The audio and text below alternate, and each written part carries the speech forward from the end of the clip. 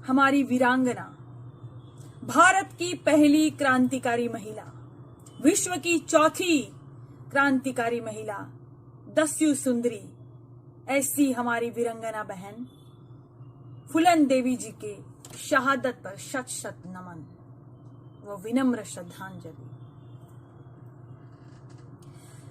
साथियों,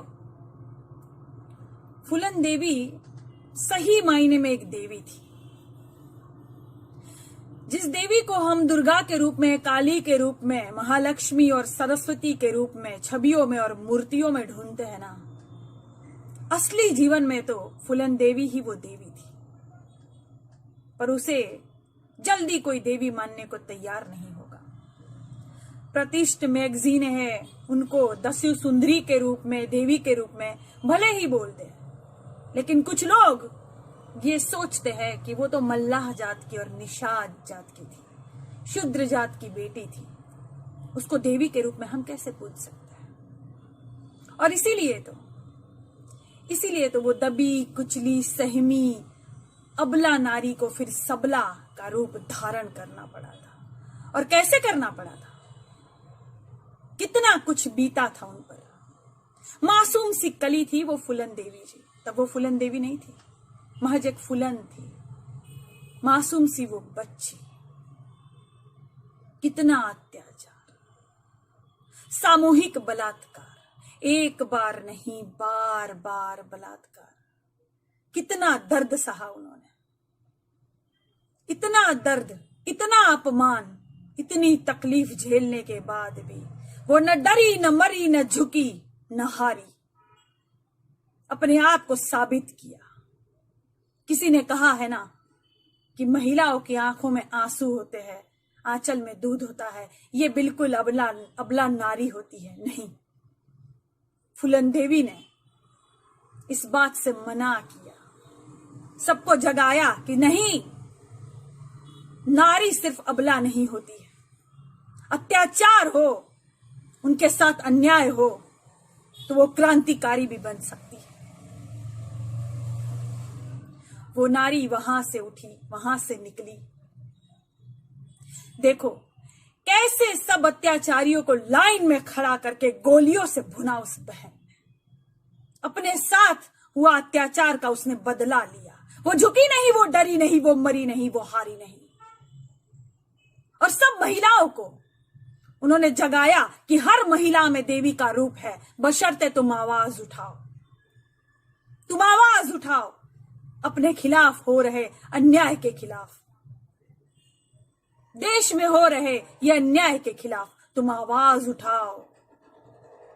तुमको भी लोग वीरांगना कहेंगे। ए मेरे भारत की बहनों, तुम्हें ये तुच्छ दो कौड़ी के लोग गाली देकर चले जाते हैं, तुम्हारे स्वाभिमान पर चोट करते हैं और तुम चुपचाप अबला नारी बनकर बैठी हो, रो रही हो, सुलग रही हो अंदर से।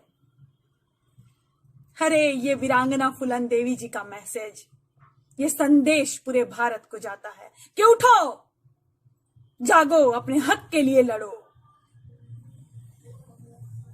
बहन फूलन देवी कैसे गुफाओं में अपने आप को सुरक्षित करती रही, पुलिस से बचती रही, अपने आप को बचाती रही और फिर कानून का सम्मान करते हुए कानून के सामने समर्पण कर दिया, अपने आप को समर्पित कर दिया, सम्मान रखा, इज्जत रखी उस कानून की। फिर बाहर निकलकर राजनीतिक गलियारों में पैर भी रखा, संसद में शेरनी की तरह दहाड़ती थी वो, लोग थर थर कांपते थे उनसे। क्यों क्यों, क्या था ऐसा उनमें? उनमें थी ताकत, हिम्मत, अन्याय के खिलाफ लड़ने की वो ताकत थी उनमें। तभी आज देवी के रूप में सब उनको पूजते हैं। उनकी हत्या हुई थी ना, तब भी सरकार भाजपा की थी, और वो शेर सिंह राणा उनकी हत्या करके आराम से फरार भी हो जाता है, और फिर अभी भाजपा की सरकार आई तो आराम से छूट भी जाता है, शादी भी कर लेता है। और हमारे ही कुछ निषाद भाई, भारत का हमारे ही कुछ निषाद भाई भाजपा का झंडा ढो रहे हैं। क्यों भाई? उसी भाजपा के खिलाफ बोल बोल के तो निषाद भाई बहनों का प्रेम जीता आपने। फिर उसी भाजपा में विलीन हो गए आप, उन्हीं का झंडा ढो रहे हो। जिस सरकार ने शेरसी राणा जैसे अपराधी को बाहर निकाला, रिहा किया, बाइज्जत बरी किया। अपमान मत करिए फूलन देवी जी का। फिर शहादत दिन पर फूल माला लेकर खड़े हो जाएंगे आप मूर्ति के सामने, फेसबुक पर एक जरा सा वो लिख देंगे, अपने विचार पोस्ट करेंगे। शत शत नमन देवी को। उस देवी की इज्जत आप कर रहे हो।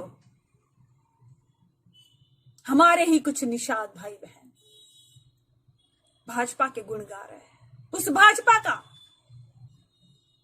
जिन्होंने हमारी फूलन देवी जी की कभी इज्जत नहीं की है, कभी नहीं।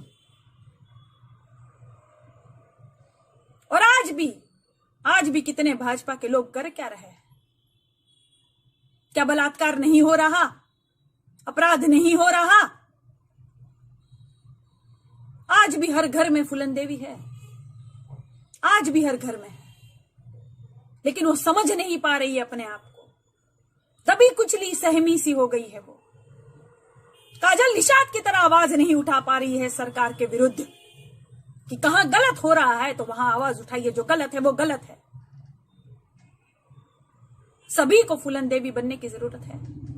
कल एक भाई ने मुझे रिकॉर्डिंग भेजा था, मुंबई की एक बहन थी, भाजपाई कार्यकर्ता उनको बहुत गंदी गंदी गालियां दे रहा था, और वो बहन कह रही थी कि ऐसे मत कहो, ऐसे मत कहो। अरे बहन, तुम जागो, उठो,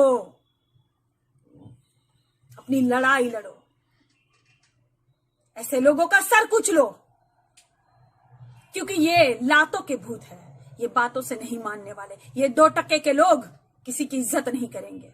मैंने पहले ही कहा, किसी महिला को स्वाभिमान पर चोट पहुंच गई ना, तो वो देवी का भी रूप ले लेगी और फूलन देवी का भी रूप ले लेगी।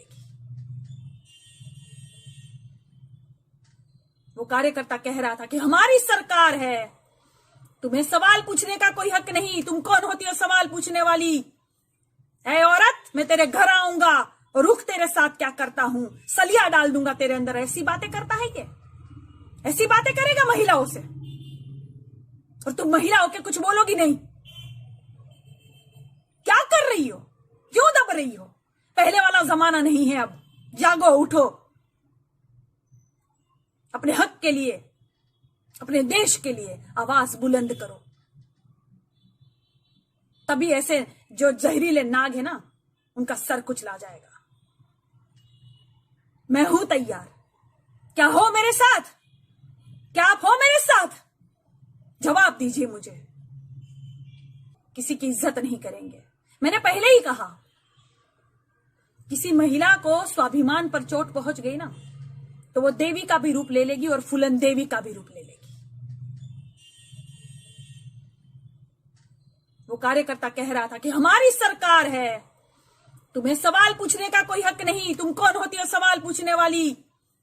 ऐ औरत, मैं तेरे घर आऊंगा और रुख तेरे साथ क्या करता हूं, सलिया डाल दूंगा तेरे अंदर। ऐसी बातें करता है ये? ऐसी बातें करेगा महिलाओं से? और तुम महिलाओं के कुछ बोलोगी नहीं? क्या कर रही हो? क्यों दब रही हो? पहले वाला जमाना नहीं है अब। जागो, उठो,